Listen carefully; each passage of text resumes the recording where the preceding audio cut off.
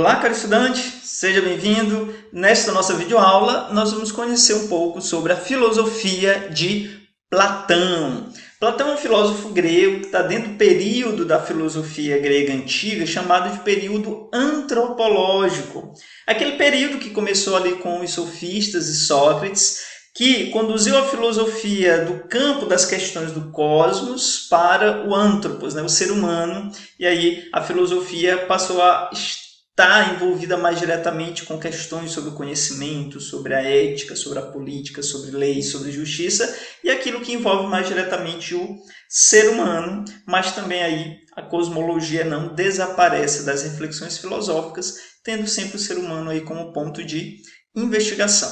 Então vamos conhecer um pouquinho mais sobre a filosofia de Platão? Vamos lá?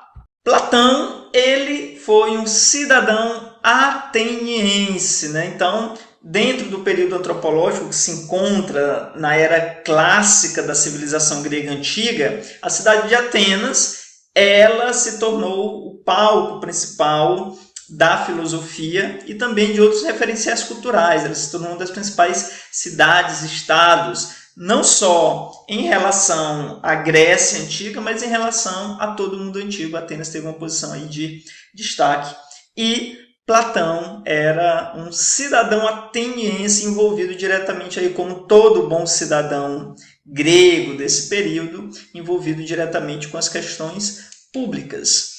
Platão ele foi discípulo de Sócrates, ele aprendeu algumas lições ali com Sócrates, de modo que ele dá continuidade a algumas coisas que ele aprendeu ali com Sócrates, dá uma certa continuidade com a filosofia socrática. Tanto é ele que no começo da filosofia platônica, muito ali ainda do socratismo. E muito também daquilo que nós conhecemos da filosofia do Sócrates, nós o conhecemos principalmente por meio de Platão, que levou o legado do mestre aí à frente. Na cidade de Atenas, Platão fundou a sua escola, conhecida como Academia. Então, a academia era o local onde Platão se reunia lá com seus discípulos e transmitiam seus conhecimentos. Dizem que na entrada da Academia de Platão havia essa inscrição, que está aí em grego, que significa mais ou menos: quem não é geômetra não entra aqui, porque na Academia de Platão, para começar a fazer filosofia, já tinha que pelo menos conhecer um pouco de geometria, uma vez que uma das grandes influências da filosofia platônica foi o pré-socrático Pitágoras, e a geometria pitagórica, que compreendia o número como aquilo que mantinha a ordem e a harmonia do universo. Os textos de Platão eles são escritos em formas de diálogos, Então a gente estuda a filosofia platônica a partir desses diálogos que ele desenvolveu, utilizando inclusive para os seus personagens figuras da época. Um dos principais protagonistas, por exemplo, dos diálogos platônicos é o Sócrates, sobretudo os textos chamados de textos da juventude de Platão. Então todos os textos da juventude de Platão são textos socráticos, em que Platão desenvolve a filosofia do seu mestre e usa o Sócrates aí como principal protagonista da história. Por isso que a filosofia de Sócrates se mistura muito com a filosofia de Platão, que no começo é um pouco difícil você separar até onde vai a filosofia socrática, onde começa a filosofia platônica, porque muito do que a gente conheceu dessa filosofia de Sócrates está aí nesses diálogos, Platão colocando aí na boca de Sócrates, inclusive outras personalidades da época, como artistas, juristas, políticos, sofistas, estão aí também presentes nesses diálogos de Platão. Uma curiosidade sobre os primeiros diálogos de Platão, justamente chamado de socráticos, é que eles são aporéticos. O que é isso? É Sócrates realizando aquele exercício maiêutico, Ele começa a dialogar com as pessoas sobre o que eles acham das coisas, e aí até a pessoa chegar numa posição que ela não tem mais certeza sobre aquilo que ela pensa, mas Sócrates também não dá nunca uma resposta no final. Para ser bem socrático, já que Sócrates dizia que a única coisa que ele sabia é que nada sabia. E Platão ele fez uma forte oposição aos sofistas, justamente por ele considerar que os sofistas eram o que ele chamou de enganadores e malabaristas de argumento, ou seja, falavam bem, argumentavam bem, mas não estavam preocupados com a essência do conhecimento e com a essência da verdade. Por isso também, algumas coisas que nós conhecemos dos sofistas vêm dos diálogos de Platão, das considerações de Platão, de como Platão apresentou esses pensadores aí, certo? A quem ele fez aí uma oposição direta, justamente por não estarem preocupados com a essência da verdade, com a essência do conhecimento, aquela que era a preocupação do seu mestre Sócrates. O método de Platão é conhecido como método dialético, né? Ele é inspirado lá na dialética ou na maiêutica socrática, né? Então, quando alguém ia fazer uma pergunta para o Sócrates, Sócrates soltava lá a sua máxima, né? Eu só sei que nada sei. Então, vamos perguntar para fulano de tal que diz que sabe, talvez ele responda para a gente. E aí, a partir do diálogo, né, dialética aqui, em Platão tem a ver com essa arte do diálogo, é um processo de colocar uma situação, problema, diante de uma opinião para tentar chegar a um conhecimento mais aprimorado. Então, alguém vai lá e diz alguma coisa, livro 1 da República, né? Estão discutindo sobre justiça. Alguém vai lá e diz o que é justiça, né? E aí Sócrates, então, cria uma situação, problema, que nega aquela ideia de justiça, coloca aquela ideia de justiça em xeque, né? Então é por esse processo de diálogo, criando uma situação que nega a opinião, que Platão acreditava que o conhecimento poderia ir subindo em escala ascendente, né, para chegar até o conhecimento da verdade, né? Então essa coisa de problematizar, criar uma situação que nega a minha opinião para purificá-la, em Platão ficou chamado de método dialético, até chegar, então, finalmente no conhecimento. Ok? O que é a realidade, né? Essa aí é uma pergunta fundamental na filosofia e é também uma pergunta fundamental na filosofia de Platão, que já era na filosofia do seu mestre Sócrates, né? Sócrates, a pergunta fundamental de Sócrates, o que é o ser humano? Qual é a realidade mesmo? O que é o ser humano real? E Sócrates respondia, o ser humano real é a sua alma. E aí o Platão estende essa pergunta para toda a realidade, né? O que é a realidade? O que é real de fato? Né? E como é que a gente conhece isso que é real de fato? Como é que a gente sabe, apreende essa verdadeira realidade? Bom, aqui nós tocamos no fundamental da filosofia de Platão, aquilo que você não pode esquecer em hipótese alguma da filosofia de Platão. É a concepção platônica de que tudo que existe participando igualmente de dois mundos, né? Então, dualismo é uma característica fundamental da filosofia platônica. Platão diz, tudo que existe participando ao mesmo tempo de dois mundos. E que dois mundos são esses? Vamos conhecer? Vamos lá? Então, o primeiro mundo, por exemplo, é o mundo material, o que a gente chama de mundo sensível, né? Então, esse mundo material, esse mundo sensível, é o mundo dos objetos materiais. Então, tudo que existe, por exemplo, existe participando da matéria. Existe aí participando dos sentidos, né? É um mundo que pode ser percebido por meio dos nossos sentidos, ou seja, está relacionado àquilo que a gente pode ver, àquilo que a gente pode olhar, àquilo que a gente pode tocar, né? Então, eu posso ver os objetos da minha frente, eu posso sentir o copo de água que eu seguro na minha mão, eu posso tocar, eu posso sentir a textura, a temperatura da caneta que eu seguro, do caderno que está diante de mim, né? Eu posso perceber a pessoa que está à minha frente, tudo isso eu percebo por meio dos meus sentidos, né? Isso envolve todos os sentidos, tato, olfato, paladar, visão, audição. Isso envolve o que Platão chamou de mundo material, mundo sensível. Esse mundo para Platão é o mundo da imperfeição. As coisas que existem no mundo material ou no mundo sensível, elas existem de maneira imperfeita. Ou seja, o ser humano que existe no mundo material, no mundo sensível, eu, por exemplo, que estou aqui diante da câmera falando para vocês, enquanto ser humano que pertence ao mundo sensível material, eu tenho a forma imperfeita do ser humano. Ou seja, eu não sou o ser humano perfeito, o ser humano ideal, eu sou apenas uma forma imperfeita desse ser humano perfeito e ideal. E onde reside esse ser humano perfeito e ideal? Aí vem então o segundo mundo, a segunda realidade para Platão, que é o que ele chamou de mundo das ideias, ou a gente pode chamar também de mundo inteligível.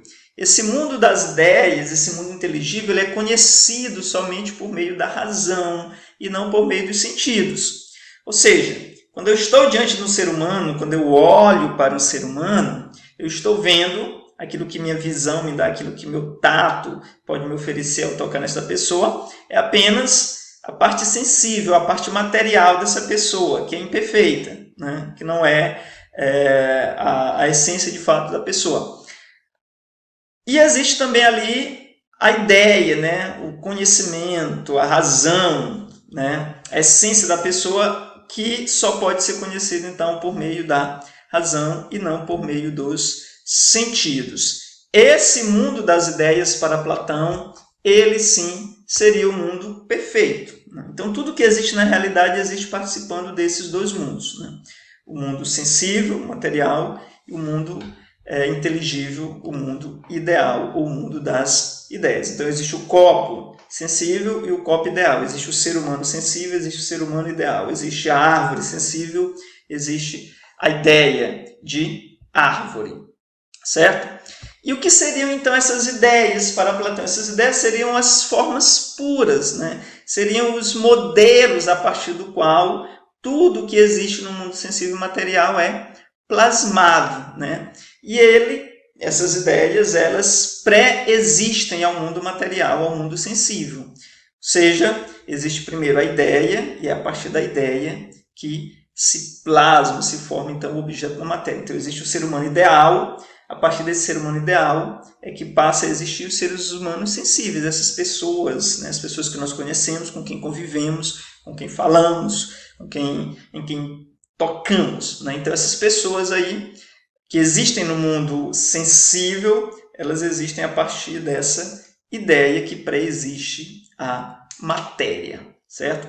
Portanto, para Platão, é a partir do mundo das ideias que se forma o mundo da matéria. É a partir do mundo ideal, o mundo das formas, o mundo inteligível, que se forma e se molda o mundo sensível, o mundo material. Nesse mundo material, né, reside as coisas em multiplicidade, em diversidade e em aparência. Vamos pegar o caso do ser humano, por exemplo. Então, na realidade, no mundo material, existe uma multiplicidade de seres humanos, existem vários seres humanos, por isso aí que o ser humano sensível, material, aqueles que a gente pode ver, que a gente pode olhar, que a gente pode tocar, eles são marcados pela diversidade, né? Existem diversas aparências desse ser humano. Existem seres humanos altos, seres humanos baixos, seres humanos gordos, seres humanos magros, seres humanos brancos, pretos, pardos, amarelos. Existem seres humanos de cabelos curtos e longos, pretos, castanhos, coloridos, vermelhos, olhos de diferentes cores. Então há uma diversidade de características desse ser humano sensível, desse ser humano material. Só que Platão dizia que tudo isso que a gente percebe nessa multiplicidade, nessa diversidade de seres humanos, é apenas a aparência do ser humano, né? Ou seja, apenas o ser humano aparente. Daqui nós já inferimos uma coisa de Platão, né? Que aquilo que eu percebo por meio dos sentidos não me dá um conhecimento verdadeiro das coisas. Aquilo que eu conheço por meio dos sentidos me oferece apenas uma aparência das coisas, ou seja, pelos sentidos eu só conheço a aparência do ser humano. Então, se eu quero conhecer o ser humano de verdade, eu não devo buscar a aparência, não devo buscar o conhecimento por meio dos sentidos. E o que eu tenho que buscar, então, se eu quero conhecer o ser humano de verdade? Se eu quero conhecer o ser humano de verdade, eu tenho que buscar a ideia de ser humano, certo? Ou seja, esse ser humano que participa do mundo inteligível e que pode ser conhecido não por meio dos sentidos, mas por meio da razão, por meio do intelecto. Portanto, esse ser humano ideal seria, então, único.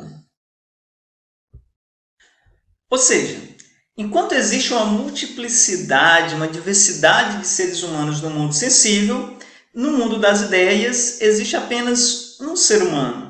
É a ideia de ser humano, e aquela que serve de modelo, de base, de forma para todos os outros seres humanos. É como se eu dissesse, se eu estiver diante de uma praça, por exemplo, olhando diferentes pessoas, né, os meus sentidos, por exemplo, me informam uma multiplicidade de seres humanos, uma diversidade de seres humanos, ou seja, são vários seres humanos e há características diferentes entre eles. Então, o que eu percebo ali? A diversidade e a multiplicidade.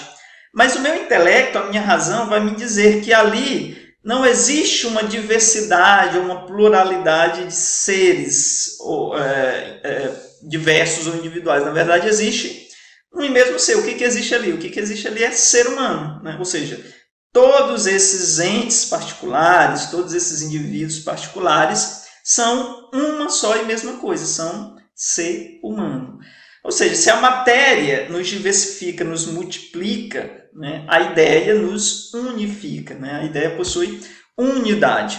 E ela que corresponde também à essência, ou seja, enquanto os sentidos me oferecem a aparência das coisas, essa multiplicidade, essa diversidade é apenas aparente, em essência, todas essas coisas que eu vejo diante de mim na praça são uma só e mesma coisa, são ser humano. Então, enquanto a matéria é a aparência, a ideia corresponde à essência das coisas, aquilo que as coisas são de fato. E essa essência ela só pode ser conhecida pelo intelecto e não por meio dos sentidos, certo? Então, esse dualismo que caracteriza as coisas em Platão caracteriza também o conhecimento. Então, aquilo que eu conheço por meio dos sentidos é só a aparência das coisas, é o intelecto, é por meio do intelecto que eu conheço a essência das coisas. Isso vai valer para tudo, né? Existe uma multiplicidade de cadeiras, das mais diversas formas, né, no mundo sensível. Mas todas elas são a cópia, por isso imperfeita, de uma só e mesma ideia, a ideia de cadeira. Então, a ideia de cadeira, que existe no mundo inteligível, que é conhecido por meio do intelecto, ela, então, que é o verdadeiro conhecimento. Por isso aí o que é realidade para Platão? Então, para Platão, qual é a mais verdadeira? A mais verdadeira é a cadeira que eu me sento, que eu toco, que eu vejo, ou ideia de cadeira. Para Platão, a verdadeira realidade é a ideia de cadeira. Por quê? Porque essa cadeira que eu me sento, ela existe, mas pode deixar de existir, né? Então, essa cadeira não tem muita realidade, né? Se eu jogar ela no fogo, se eu, sei lá, quebrar ela, se eu pegar um machado, né, e destroçá-la, essa cadeira vai deixar de existir. Eu poderia fazer isso com todas as cadeiras que existem no mundo, assim, todas as cadeiras que existem no mundo poderiam também deixar de existir. Mas mesmo que todas as cadeiras do mundo deixassem de existir, a ideia de cadeira continuaria existindo. Por isso Platão dizer que a ideia é mais real do que a matéria. A matéria existe, mas naquilo que existe pode deixar de existir. A ideia ela continua sendo, mesmo que os objetos materiais não existissem. Por isso que a ideia é mais real que a matéria, né?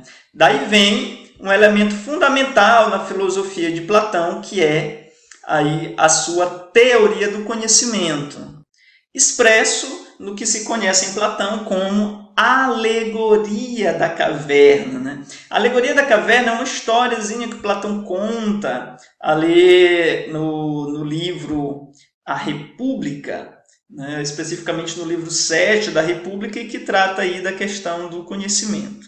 A história acontece assim: imagine vocês que existam alguns homens que estão presos, acorrentados no fundo de uma caverna, de modo que sua cabeça só se volte para a parede que existe no fundo dessa caverna. Agora imagine também vocês que na entrada dessa caverna existe ali um fogo, uma chama continuamente acesa, e entre esse fogo e a entrada da caverna passam com frequência as pessoas, animais, pessoas sozinhas, pessoas acompanhadas, conversando, carregando objetos, de modo que a sombra de todas essas coisas sejam projetadas no fundo da parede, né? Para onde esses homens lá do fundo da caverna estão olhando, né? O que eles vão pensar? Vão pensar que essas sombras são a verdadeira realidade. Tudo que existe para eles, tudo aquilo que eles estão habituados, acostumados a ver, são aquelas sombras. Portanto, para esses seres humanos no fundo da caverna, as sombras são a verdadeira realidade, né? Tudo que existe. E as vozes que eles ouvem, eles julgam vir também dessas próprias sombras. Agora imagine vocês que um desses homens é libertado de suas correntes e forçado a sair da caverna, né? Ele não vai conseguir adaptar o seu olho de imediato à vista fora da caverna, porque ele está acostumado, a sua visão está acostumada à escuridão e a ver apenas sombras lá no fundo da caverna. Então, ao sair da caverna, ele vai sentir um incômodo visual e aí ele vai precisar adaptar a sua visão para olhar as coisas fora da caverna. Primeiro, por exemplo, ele vai olhar o reflexo dos objetos na água, né? Não vai conseguir olhar diretamente nos objetos que refletem a luz, ele vai olhar só o reflexo dos objetos na água. Aí, em seguida, ele consegue olhar para os próprios objetos, né? Olhar para as coisas, né? E adaptando um pouco mais a sua vista, ele vai conseguir levantar a cabeça à noite para olhar o brilho da lua e das estrelas, né? E aí, só a partir daí, então, com o olho já habituado à claridade e à luz, é que ele vai conseguir olhar o brilho do sol e ver que é graças ao brilho do sol que ele consegue ver tudo mais que existe ali em seu entorno, existe à sua volta. O que significa isso? Isso é uma metáfora que o Platão cria para falar do conhecimento e de como o conhecimento se processa, né? Os indivíduos que estão lá no fundo da caverna, olhando apenas as sombras, são os indivíduos que tudo que conhecem são ilusões e crenças, ou seja, é apenas a aparência das coisas. Aquelas pessoas que estão presas ali às ilusões, que estão presas apenas às crenças, ou seja, aquele conhecimento do mundo sensível, né? Aquele conhecimento das aparências das coisas e só conhece aí por meio dos sentidos, né? Quando o indivíduo começa a olhar o reflexo dos objetos na água, ele já começa a ter uma noção dos objetos, mas ainda não muito clara, ainda meio turva, né? São as opiniões. Mas essas opiniões ainda estão muito voltadas ao conhecimento sensível, ao conhecimento aparente, ou seja, conhece apenas o reflexo das coisas, não as coisas ela mesma. E esse reflexo é sempre aí menos perfeito, menos exato que a própria coisa. O indivíduo que vai avançando rumo ao conhecimento por meio do processo dialético, ou seja, vai saindo da caverna, vai purificando o seu conhecimento, vai aperfeiçoando o seu conhecimento, afastando-se da aparência sensível e chegando aí no conhecimento ideal, né? É o indivíduo que já consegue olhar diretamente para os próprios objetos, né?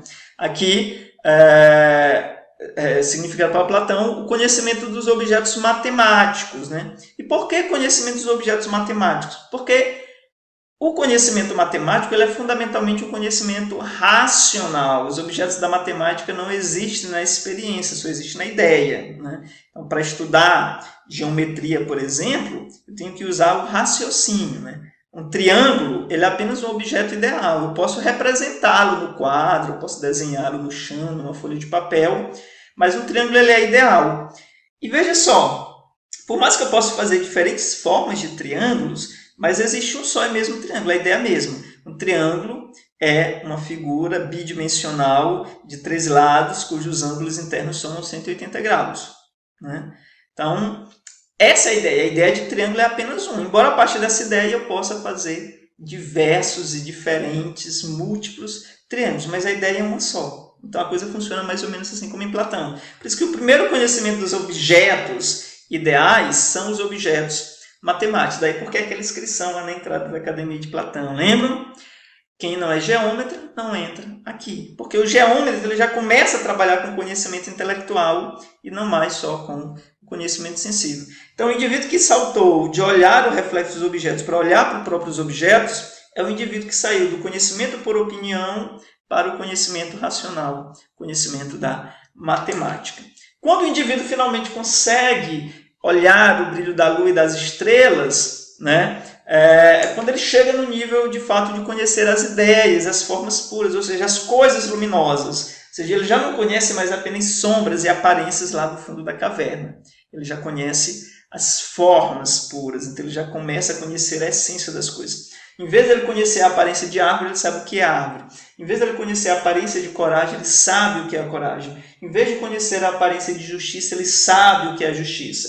Em vez de conhecer a aparência do ser humano, ele sabe o que é o ser humano. Ou seja, ele conhece a ideia de árvore, a ideia de coragem, a ideia de justiça, a ideia de ser humano. E a partir dessa ideia, que é aquilo que existe no mundo sensível, no mundo material, também tem a sua existência imperfeita, porque sensível e material. Finalmente, o indivíduo que consegue olhar a luz do sol, consegue olhar para cima durante o dia e ver que é graças ao brilho da luz do sol que ele consegue ver tudo mais, é o indivíduo que chegou ao conhecimento da origem de todas as ideias. Essa origem, esse princípio de onde vêm todas as ideias, Platão a chamou com o nome de bem. Só que para Platão também esse bem pode ser chamado de belo. E Platão, esse bem e belo também pode ser chamado de verdadeiro, porque essas três qualidades fundamentais essenciais em Platão não estão separadas. Bem, belo e verdadeiro para Platão são uma só e mesma coisa. Se a gente pensa, por exemplo, na situação mesmo, a presença do bem, do belo e do verdadeiro no mundo sensível, em Platão nós podemos dizer: tudo que é bom é belo. Tudo que é bom e belo é verdadeiro. Ou então eu poderia dizer o contrário. Para Platão, toda verdade é bela. E toda verdade bela é também boa. Ou então também eu poderia começar pelo belo. Para Platão, tudo aquilo que é belo é também bom e é também verdadeiro. Mas não é só uma aparência do bom ou só uma aparência do belo. É aquilo que em si mesmo é belo, aquilo que em si mesmo é verdadeiro, aquilo que em si mesmo é o bem. Então, o belo que a gente percebe nas pessoas é apenas o belo aparente. O belo em si mesmo é também bom. O bem que a gente vê em algumas coisas, eu posso dizer: a cadeira em que eu me sento é uma boa cadeira, mas essa é apenas a aparência de cadeira. Ela participa da ideia de bem de alguma forma, mas o bem em si mesmo, o belo e o verdadeiro, existem para além do mundo sensível, para além do mundo material. Mas como é que eu conheço esse bem, esse belo e esse verdadeiro? É por meio da intuição intelectual. Por isso que Platão segue a máxima lá socrática. A ideia já está dentro do sujeito. Só é preciso fazer com que o sujeito dê a luz a essas ideias. Olha a imagem da luz aí novamente já trazida lá desde o sol, da maíutica socrática. E aí Platão usando aqui a imagem do sol, a luz do conhecimento. Então o indivíduo que sai da caverna é o indivíduo que deixou de olhar apenas as sombras, a aparência das coisas, deixou de conhecer apenas por crenças e opiniões e passa a conhecer a essência, a verdade de todas as coisas. Ou seja, conhecer as coisas em si mesmo, enquanto ideia, e não apenas enquanto aparência. Esse dualismo e essa concepção platônica de conhecimento aí são o fundamental da filosofia platônica. Então, qualquer coisa que você for estudar sobre filosofia platônica, eu vou estudar arte, eu vou estudar sobre o conceito de amor, eu vou estudar sobre o belo, eu vou estudar sobre justiça, eu vou estudar política. Em Platão, tudo se organiza a partir dessa concepção dualista, sendo que Platão valoriza a ideia, o conhecimento intelectual, racional, e aí considera de segunda ordem menos importante a matéria e, portanto, o conhecimento sensível, o conhecimento do mundo material. Então, qualquer tema em Platão, a valorização é sempre da ideia, da forma, do conhecimento intelectual e racional, em detrimento aí do exato contrário, que seria então o mundo sensível, o mundo material, percebido e conhecido por meio de nossa sensibilidade. Os sentidos só nos oferecem a aparência, a sombra das coisas, é a razão, o intelecto, que nos oferece aí o conhecimento verdadeiro, a essência das coisas. E tudo que existe, existe aí participando dessa dualidade, do mundo sensível, material e aparente, e da ideia, o mundo das formas puras. É isso. Obrigado, caro estudante. Revise os seus conhecimentos, volte nos temas que teve alguma dúvida e aproveite bastante. Saia da caverna, venha para a luz do conhecimento, como diria Platão.